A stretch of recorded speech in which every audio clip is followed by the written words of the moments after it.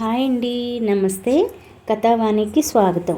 పెబ్బిలి హైమావతి గారు రచించిన మనుషులు మమతలు అనే నవలను వింటున్నాం కదండి. ధారావాహిక ఈరోజు 3వ భాగం వినేద్దామా? ఏరా శరత్, నువ్వు ఇప్పుడు చెన్నై వెళ్ళక తప్పదా అంది జానకి అతడికి అన్నం వడ్డిస్తూ.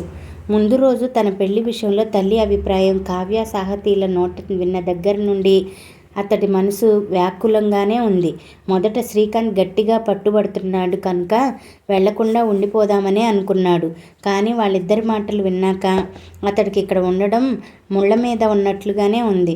మేనమామ ముఖం చూడాలంటే సిగ్గుగానే ఉంది.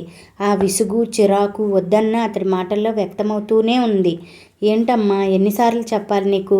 ఎన్నిసార్లు చెప్పినా మళ్ళీ మొదటికే వస్తున్నావు. ఆఫీస్లో పని చాలా ఉందని చెప్పానా లేదా? అది కాక అమ్మమ్మ లేని ఇంట్లో నేను ఉండలేకపోతున్నానంటే అర్థం చేసుకోవేందుకు అన్నాడు విసుగ్గా. అవును, బాధ నీకొక్కడికే గాని మాకు లేదు కదా. ఒరే, తను నీకు అమ్మమ్మ అయితే మాకు అమ్మరా. నాకంటే ఎక్కువ బాధ నీకా ఉండాలని లేక అమ్మమ్మని సాకు చెప్తున్నావు? కానీ పెద్ద మనవడిని మా అమ్మ నిన్ను ఎంతో గారాబంగా చూసింది. అదేం లేకుండా వెళ్ళిపోతానంటున్నావు. అయినా మా కాలంలో ఉండే ప్రేమలు ఆపేక్షలు వేరు. పెద్దవాళ్ళంటే ఎంతో భక్తి గౌరవాలతోనూ చిన్నవాళ్ళ పట్ల ఎంతో ఆప్యాయంగా మెలిగేవాళ్ళం. మీ దగ్గర వచ్చేసరికి అవేమీ లేకుండా ప్రతిదానికి విసిగే. పెద్దవాళ్ళతో పట్టుమని 10 మాటలు మాట్లాడే తీరికే ఉండదు మీకు అంది జానకి నిష్ఠూరంగా.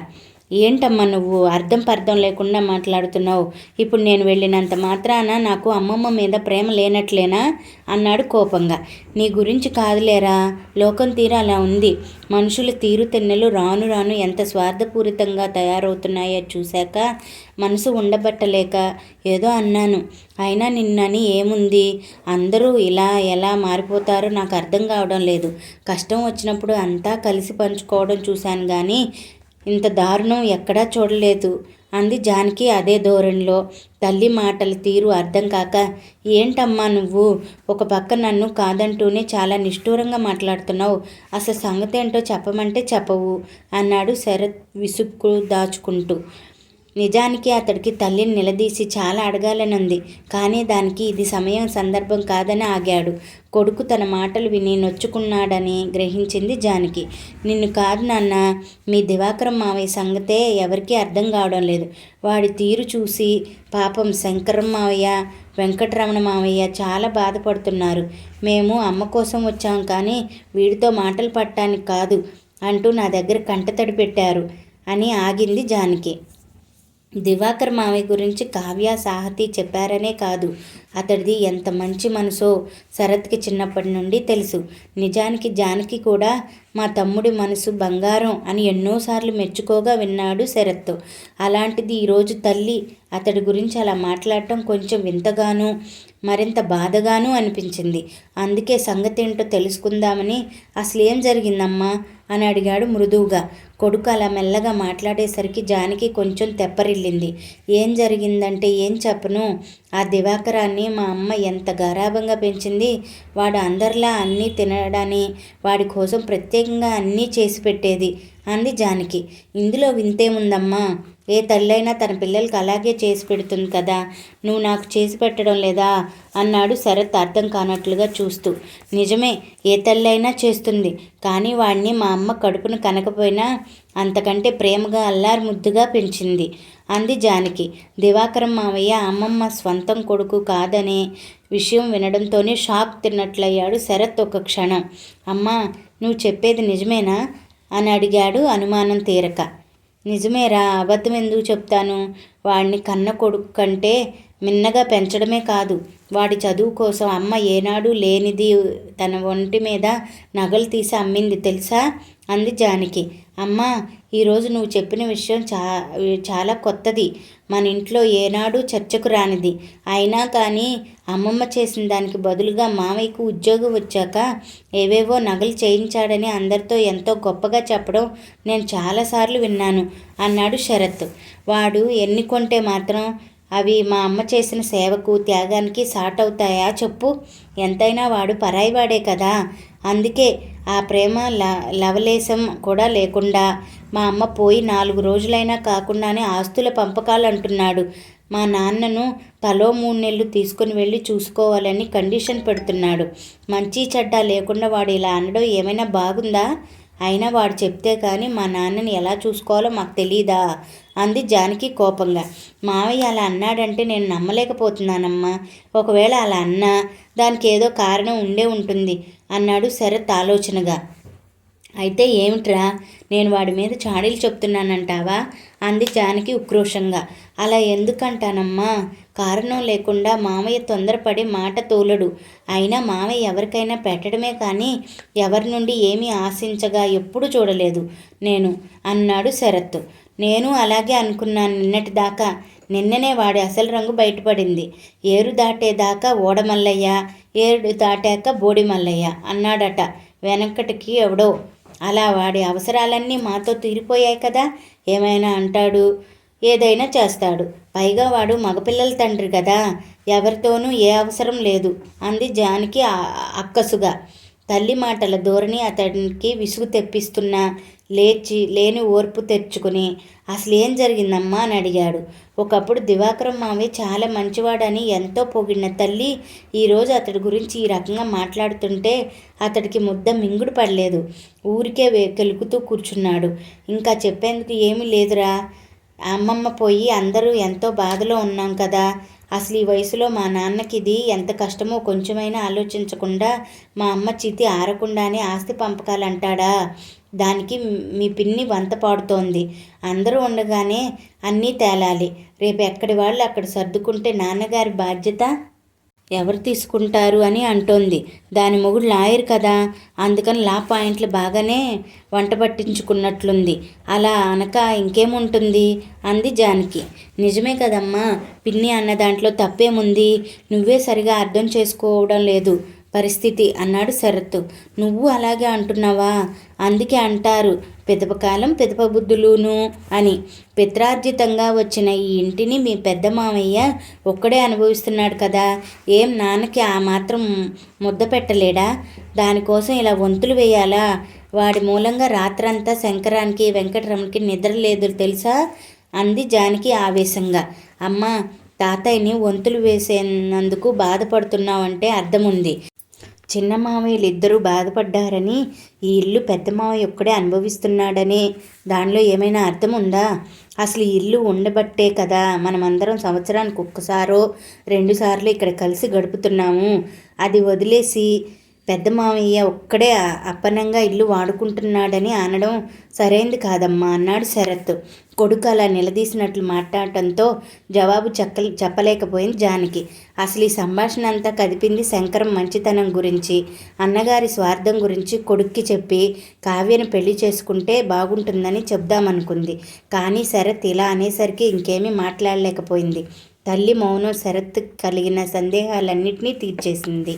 అమ్మ అకారణంగా పెద్ద మావయ్య మీద, దివాకరం మావయ్య మీద నిందలు వేస్తోంది. నిజానికి అమ్మ ఏనాడూ ఇలా మాట్లాడలేదు. కావ్య, సాహతి చెప్పినట్లు చిన్న మావయ్యలిద్దరూ కలిసి అమ్మ మనసును విషపూరితం చేశారు అనుకున్నాడు. ఆ పైన అతడికి భోజనం చేయాలనిపించక చేయి కడుక్కుని లేచిపోయాడు. కొడుకు అలా సగంలో లేవడం చూసి అదేమిట్రా అర్ధాంతరంగా లేచావు, పెరుగు వేసుకోవు అంది జానకి. ప్రయాణమై వెళ్తున్న వాడికి ఇవన్నీ చెప్పి మనసు కష్టపెట్టానా అనుకుంది లోపలే. ఆకలిగా లేదమ్మా, పైగా ట్రైన్కు టైం అవుతోంది అంటూ భోజనాల గదిలో నుండి బయటకు వచ్చాడు శరత్. అతడు బయలుదేరడం చూసి వెళ్తున్నావా శరత్? ఏదోలా వీలు చేసుకుని దినం నాటికి రా అన్నాడు కృష్ణమూర్తి. అలాగే మావయ్య అంటూ బ్యాగ్ భుజానికి తగిలించుకున్నాడు. రాత్రి కూర కోసం వసుధ, అన్నపూర్ణ కలిసి చిక్కుడుకాయలు ఒలుస్తున్నారు. చేస్తున్న పని ఆపి, బాబు శరత్, ఒకసారి తాతగారిని పలకరించి వెళ్ళు. నిద్రపోయి లేచాక నువ్వు కనపడకపోతే అడుగుతారు అంది అన్నపూర్ణ. అలాగే అత్తయ్య అంటూ జగన్నాథం గారి గదివైపు నడిచాడు. వెళ్తూ అనుకున్నాడు, అన్నపూర్ణ అత్తని చూస్తే బాధ్యత ముందు పుట్టి తను తర్వాత పుట్టిందా అనిపిస్తుంది. ఎప్పుడు విసుగురు విరామం లేకుండా ఎప్పుడూ ఏదో ఒక పని చేస్తుంది. పట్టుమని 10 నిమిషాలు ఆమె విశ్రాంతిగా కూర్చోవడం ఎప్పుడూ చూడలేదు శరత్. పెదమామయ్య అయితే అమ్మమ్మ బుద్ధులు పుణికి పుచ్చుకున్నట్లుగా ఉంటాడు. నిరంతరము అందరి కోసం ఆలోచిస్తాడే కానీ తన గురించి కొంచెం కూడా ఆలోచించడు. భార్యాభర్తలు ఇద్దరూ అంతే. వాళ్లకు బాధ్యతల గురించి తెలిసినట్లు హక్కుల గురించి తెలియవా అనుకున్నాడు. మిగతా వారంతా ఎవరి గదుల్లో వారు పెళ్లికి వచ్చిన పెద్దల్లా విశ్రాంతి తీసుకుంటూ ఉంటే పెద్దత్త, వసుదత్త, వసంత, పిన్ని కలిసి వంచిన నడుం ఎత్తకుండా అలా వండి వారుస్తూ ఉంటే అలా కూర్చుని తినేందుకు వాళ్ళకి ఏమీ అనిపించదా?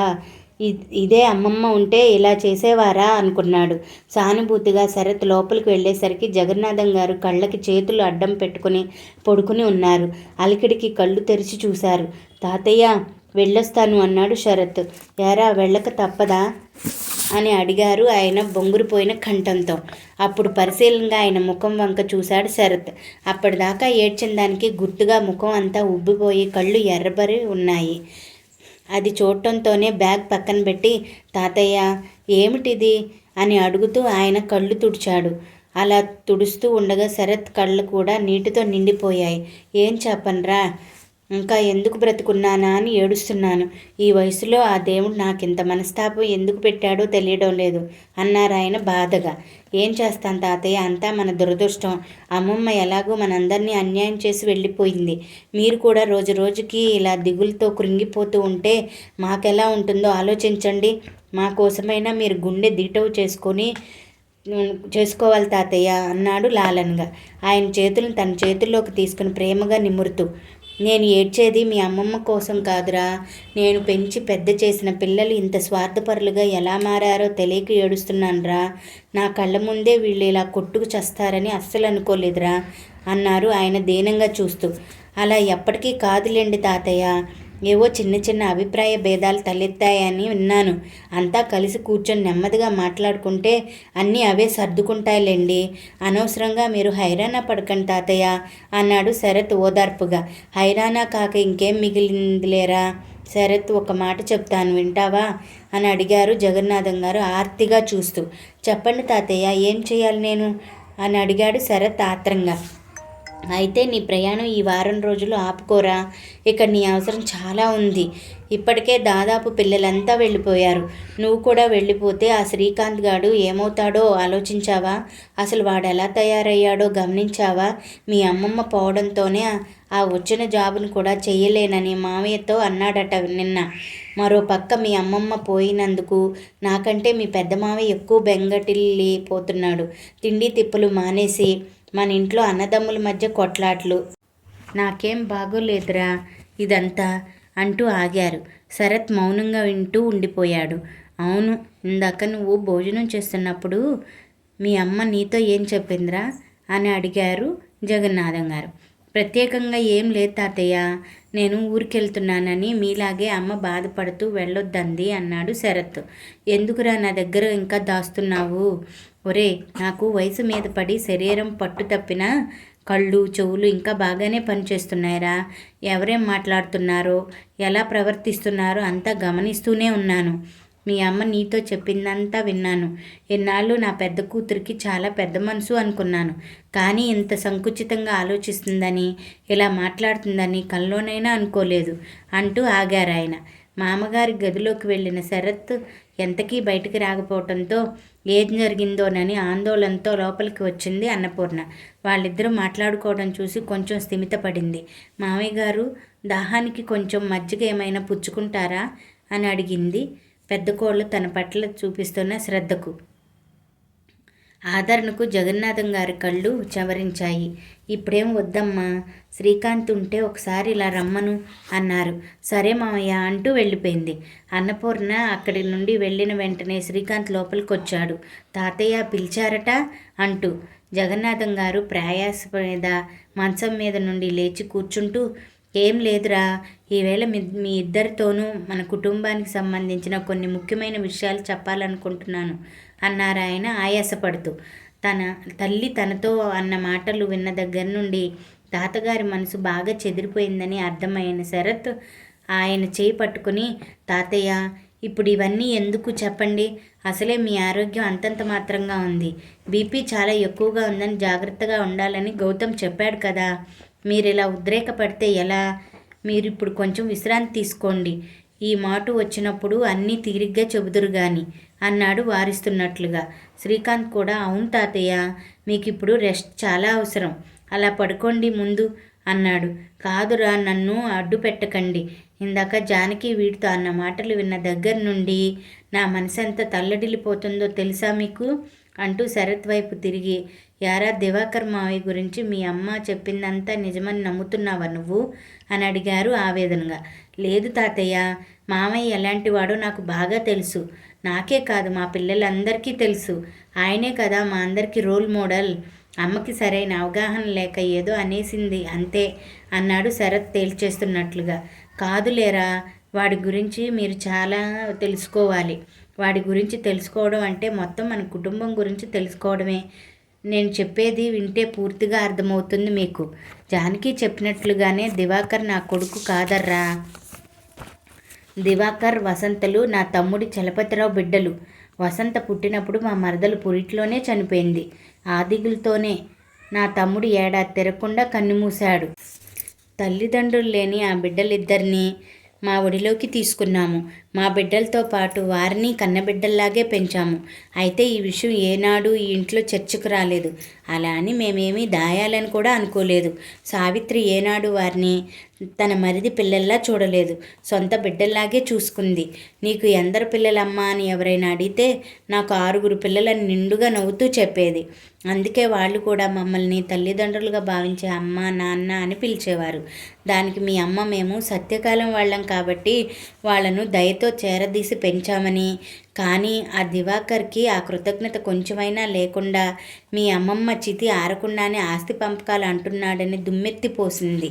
వాడు ఏ ఉద్దేశంతో ఆ ప్రతిపాదన పెట్టాడో కొంచెం కూడా ఆలోచించలేదు. ఈ ఇల్లు కృష్ణమూర్తికి మిగిలిపోతుంది కనుక నా భారం మొత్తం వాడే మొయ్యాలి అంటుందే కానీ నాన్న ఇకపై అమ్మ లేకుండా నువ్వు ఎలా ఉంటావు నాన్న అని అడగలేదు నన్ను. కనీసం నా ఆలోచనలు ఏమిటో, అభిప్రాయాలు ఏమిటో తెలుసుకునే ప్రయత్నం చేయకుండా అలా మాట్లాడేసింది. ఇంతకాలం వీళ్ళంతా కలిసిమెలిసి ఉన్నది ఒకరి పట్ల ఒకరు చూపించుకునే ప్రేమానురాగాలు అన్నీ ఒట్టి బూటకమే అని నిజాన్ని చూసి తట్టుకోలేకపోతున్నాను. దివాకర్, వసంత మా బిడ్డలు కాదనే విషయం మేము వాళ్ళు మర్చిపోయిన జానకి, శంకరం, వెంకటరమణలు గుర్తుపెట్టుకుని వాళ్ళను వెరసుగా చూస్తున్నారనే విషయం ఇంతవరకు మాకు తెలీదు. ఈ ఇల్లు మా నాన్నగారు కట్టించారు. భవిష్యత్తులో పిల్లలందరి అవసరాలను దృష్టిలో పెట్టుకుని 1000 గజాల స్థలంలో దగ్గరుండి కట్టించారు. ఇది మా తమ్ముడికి నాకు చెరిసగం వస్తుంది. అంటే సగం ఇల్లు దివాకర్దన్నమాట. అలాగే మాకున్న 10 ఎకరాల పొలంలో 5 ఎకరాలు దివాకర్కి చెందుతుంది. కానీ దాని మీద వచ్చే ఐవేజు అంతా ఇంతకాలం ఈ 6 పిల్లలు సమానంగా అనుభవించారు. వాళ్ళ చదువులు, పెళ్ళిళ్ళు ఇందులోనే వెళ్ళమారాయి. ఇప్పుడు చెప్పండరా, ఎవరి సొమ్ము ఎవరు తిన్నారో. వాళ్లకు మేము చేసింది గోరంతా, కానీ పొందిన లాభం మాత్రం కొండంతా. వాడి డబ్బుతోనే శంకరం, వెంకటరమణలు పెద్ద చదువులు చదివి ఈ స్థాయికి చేరుకున్నారు. అందరి చదువులు పూర్తయి ఉద్యోగాల్లో స్థిరపడి పెళ్ళిళ్ళు చేసుకున్నాక పొలం గురించి, ఆదాయ వ్యయాల గురించి దివాకర్కి లెక్క చెప్పబోయాను. నాకెందుకు నాన్న ఇవన్నీ చెబుతున్నారు? పెద్దవాడు అన్నయ్య అన్నాడు కదా, తనకి చెప్పండి అన్నాడు దివాకరం. అది కాదురా దివా, ఇంతకాలం ఉమ్మడిగా కాలం గడిచిపోయింది. ఇప్పుడు ఎవరి జీవితాలు వాళ్ళకి ఏర్పడ్డాయి. ఇక నుండైనా నీ వాటా నీవు తీసుకుంటే నా మనసుకు తృప్తిగా ఉంటుంది అన్నాడు. నా మాటలు వినడంతోనే వాడు ఉండేలు దెబ్బతిన్న పక్షిలా విలవిల్లాడిపోయాడు. నాన్న, ఇన్నాళ్ళు మేము మీలో ఒకరిగా, మీ బిడ్డలుగానే పెరిగాము. నువ్వెవరి అబ్బాయివి అని ఎవరైనా అడిగితే జగన్నాథం గారు 2వ అబ్బాయిని అని చెప్పానే కానీ చలపతిరావు గారి అబ్బాయిని అని ఎవ్వరికీ చెప్పలేదు. అమ్మ కూడా మా గురించి అందరితోనూ అలాగే చెప్తూ వచ్చింది. మరి ఇప్పుడు ఎందుకు నాన్న మిమ్మల్ని వేరు చేస్తున్నారు మీరు అన్నాడు బాధగా చూస్తూ. ఆ మాట విన్నాక అనవసరంగా ఆ ప్రస్తావన తెచ్చి వాడి మనసు చాలా నొప్పించాను అని బాధపడ్డాను. నేను వాడిని దగ్గరకు తీసుకుని ఎంతో ఓదార్చిన మీదట కానీ వాడి మనసు కుదుట పడలేదు. ఇక ముందు ఆ ప్రస్తావన ఏనాడూ తేవద్దని తన మీద ఒట్టు పెట్టుకున్నాడు. అంత నిస్వార్థపరుడా దివాకర్. ఆ తర్వాత నేను వద్దంటున్నా వినకుండా, కృష్ణమూర్తి కూడదు అని వారిస్తున్నా వినకుండా మగపిల్లలు 4కి 2 ఎకరాల చొప్పున, జానకి, వసంతలకి చెరో ఎకరం చొప్పున పొలాన్ని రిజిస్టర్ చేయించాడు. అయితే ఈ విషయం సావిత్రికి, మాకు తప్ప ఇంకెవరికీ తెలియదు. అంతా దొడ్డ మనసురా వాడిది. నిన్న సాయంత్రం ఎప్పట్లాగే ఆ వరండాలో ఉన్న పడక కుర్చీలో అలా చేరబడ్డాను నేను. ఊళ్ళో వాళ్ళెవరో పలకరించడానికి వస్తే మాట్లాడి పంపాను. ఇంతలో శంకరంతో పాటు 10th క్లాస్ వరకు చదువుకున్న నాగరాజు, కోదండంలు వాళ్ళని పలకరించడానికి వచ్చారు. వాళ్ళు చాలా రోజుల తర్వాత కలుసుకున్నారు కదా, ఏదో లోకాభిరామాయణం మాట్లాడుకుంటారులే అనుకున్నాను మొదట. ఆ తర్వాత యథాలాపంగా వాళ్ళ మాటలు నా చెవిన పడ్డాయి. ఆ మాటల్లో మనం పొలం విషయం రావడంతో నేను ఆసక్తిగా వినడం మొదలుపెట్టాను. 3వ భాగం ఇంతటితో సమాప్తమండి. మిగతా నవల్ని రేపటి భాగంలో తెలుసుకుందామా? Thank you for watching. Please subscribe for more stories.